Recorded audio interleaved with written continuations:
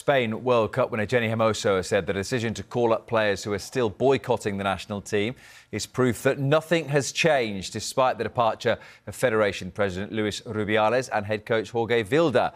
Rubiales, whose eventual resignation took 3 weeks, has been charged with sexual assault and issued a restraining order after kissing Hermoso on the lips at the World Cup final. He maintains the kiss was consensual.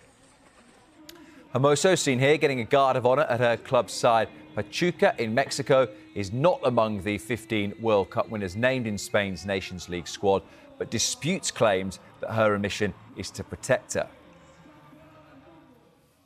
Hermoso said yesterday on social media, "We have been searching for weeks, months even, for protection from the Federation that never came. The people who now ask us to trust them are the same ones who disclosed the list of players who have asked not to be called up." Reacting to possible sanctions, including a £26,000 fine and suspension of anywhere from 2 to 15 years, she added, "The players are certain that this is yet another strategy of division and manipulation to intimidate and threaten us with legal repercussion and economic sanctions. It is yet more irrefutable proof that shows that even today, nothing has changed." The Federation has yet to comment. Here's Montse Tomé, Vilda's former assistant and successor as head coach. 5 años con Jorge Vilda, pero yo no soy Jorge Vilda. Yo soy Montse Tomé, soy una persona diferente, con una personalidad diferente, con mi manera de transmitir el fútbol, y soy la máxima responsable, tanto como mi staff hemos creído que la mejor manera de protegerla. Well, let's get more analysis on this with our reporter, Anton Tolui. In theory, Anton, Spain have games against Sweden and Switzerland during this international break. Do you think they'll be playing them? At this stage, Rob, we've got absolutely no idea. This is a situation that is changing hour by hour. Look, let's talk about what's going on right now. The Spanish squad has kind of been called up and players are arriving in 2 different cities for this game. There's lots of players feel like they've been called up under duress. You've got a group of players in Madrid right now. You've got a group of players in Valencia right now. Misa, the Real Madrid goalkeeper, and she arrived to the team hotel this morning, was asked by reporters, "Are you pleased to be here, part of the Spanish national team?"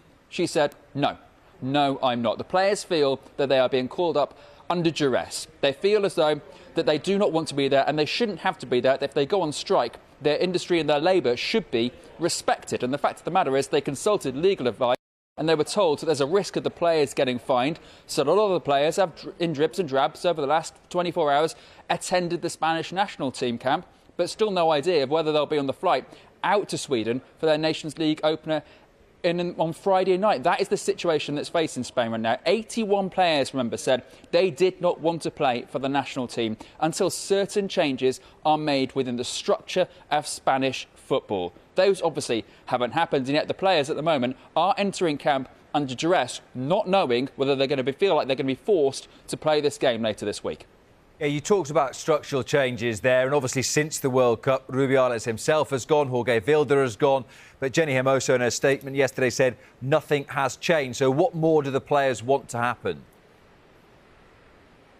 Well, look, Jenni Hermoso is the personification of obviously this entire story. The player that was on the end of that non-consensual kiss from Rubiales. Rubiales, who, remember, is no longer at the Spanish FA, who has been suspended by the world governing body FIFA, who is now has a restraining order out against him and a criminal investigation into his actions. That's the magnitude of what's been going on right now. Jenni Hermoso, who has been left out of this squad. Now, according to the Spanish Federation, according to the new coach Montse Tomé, that is to protect her.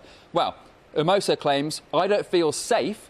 So in what way are you creating an environment where the players now feel protected? Tomé says she is not Jorge Vilda, that there are changes going on. These changes are going to take time. The players, though, are fed up. Remember, going into this tournament, back at this time last year, is when 15 players from the Spanish national team went on strike. They said they're not going to go and play for this team while Jorge Vilda was in charge, while certain coaching structures, while the professional structure in Spain was in the state that it is. We've seen some changes, but clearly not enough. We're talking about the World Cup winners here, and they still don't feel as though their voices are being listened to. It's a situation that certainly is not going to change over the next few days, but with this huge game looming in the Nations League against Spain, remember, this leads to Olympic qualification potentially, so you've got the world champions potentially giving up on Olympic qualification. That is how much that this means to the Spanish players.